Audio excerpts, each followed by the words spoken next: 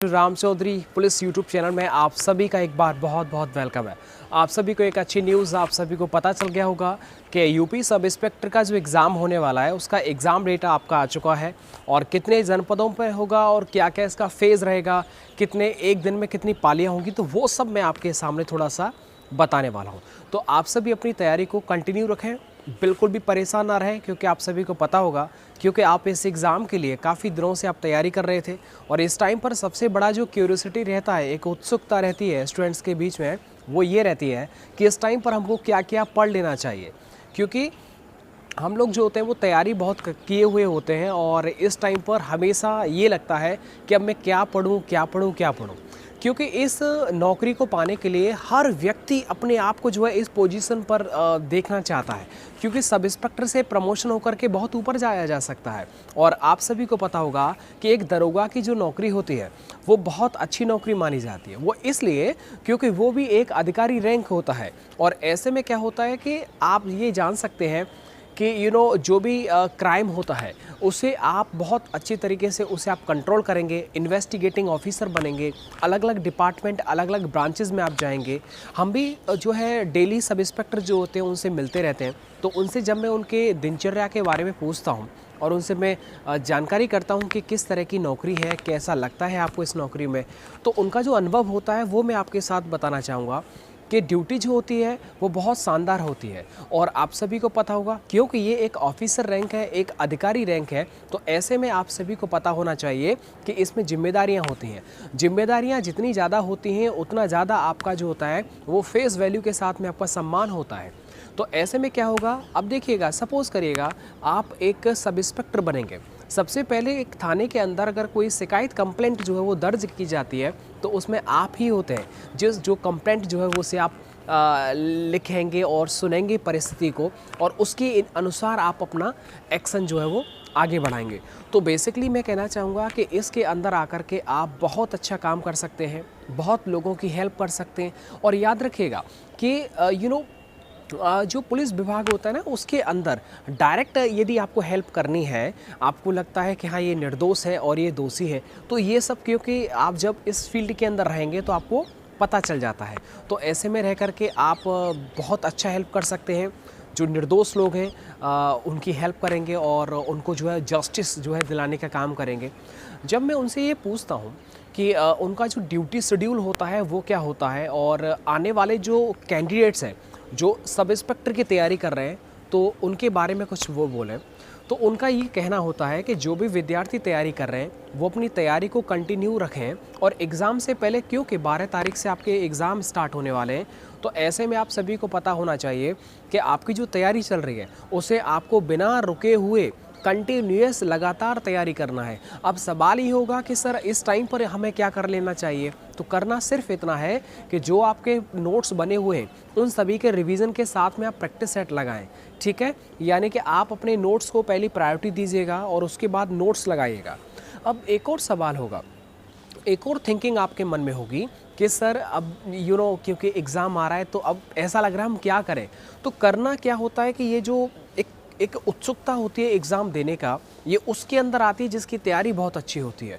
तो एग्ज़ाम से पहले अगर आपको ऐसा लगता है कि यार कल है सो आज ही हो जा, इसका मतलब आप अपनी तैयारी से सेटिस्फाई हैं और आपने बहुत मेहनत किया हुआ है और इस टाइम पर आपका जो मेहनत है ना वो उबाल ले रहा है। तो ऐसे में आपका जो एग्ज़ाम है वो बहुत बेहतरीन जाएगा, क्योंकि आपने तैयारी की है और आप अपने आप को जो है अब जो है वो निराश ना करें कि पता नहीं कैसा मेरा एग्ज़ाम जाएगा, कैसा मेरा रिज़ल्ट रहेगा, अच्छा ही रहेगा। और एक और बात बता देता हूँ कि जो भी कैंडिडेट्स जो सरकारी नौकरी में रहने के साथ साथ नौकरी भी कर रहे हैं और वो तैयारी भी कर रहे हैं, सच में उनको मेरा अगेन सल्यूट है।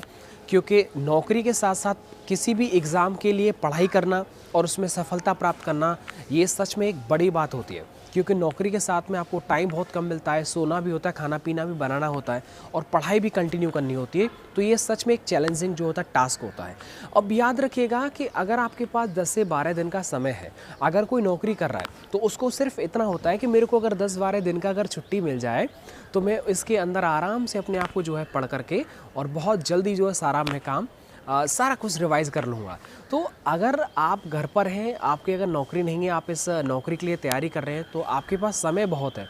आप बहुत कुछ बेहतर कर सकते हैं। मेरे दोस्त हैं, मेरे साथी हैं, वो भी तैयारी कर रहे हैं और वो बहुत पढ़ते हैं। तो ऐसे में कहना चाहूँगा कि आप अपना हिम्मत ना तोड़ें, आपके पास समय ही समय है।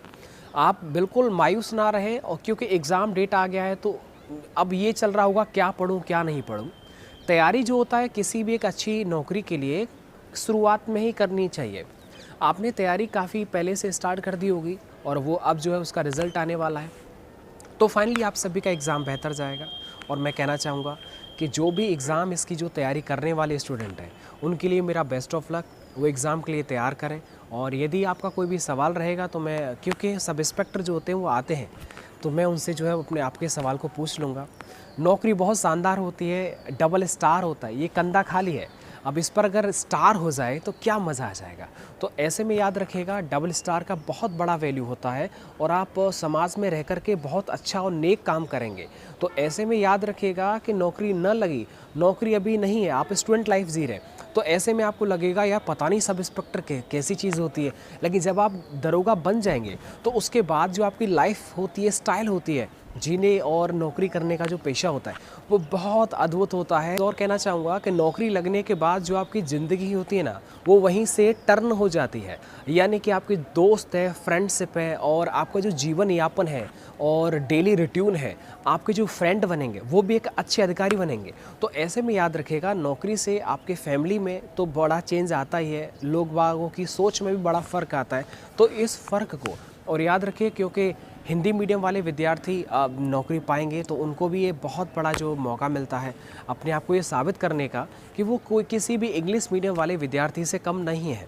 और सच में बड़ा अच्छा लगेगा कि आप अपनी तैयारी को कंटिन्यू करें। आपका यदि कोई सवाल है तो आप मुझे पूछ सकते हैं और बहुत जल्दी मिलूँगा। समय बहुत कम होता है, पढ़ाई करना होता है, तो ऐसे में वीडियोज़ नहीं आ पा रही हैं, उसके लिए माफ़ी चाहूँगा। बट जब जब समय निकलेगा तब तक मैं आप सभी के सामने आऊँगा और आप सभी से बातचीत करूँगा। वीडियो को लाइक एंड शेयर ज़रूर करें और अपनी प्रॉब्लम को आप ज़रूर शेयर करें। Thank you. और आप सभी को पता होगा कि 12 नवंबर से 2 दिसंबर तक ये एग्ज़ाम चलेगा 3 शिफ्ट के अंदर। तो ऐसे में जहाँ भी आपका एग्ज़ाम सेंटर है वहाँ आप जाइएगा, पहले से तैयारी कर लीजिएगा और ज़्यादा हड़बड़ाहट नहीं करना चाहिए, क्योंकि आपने तैयारी किया है।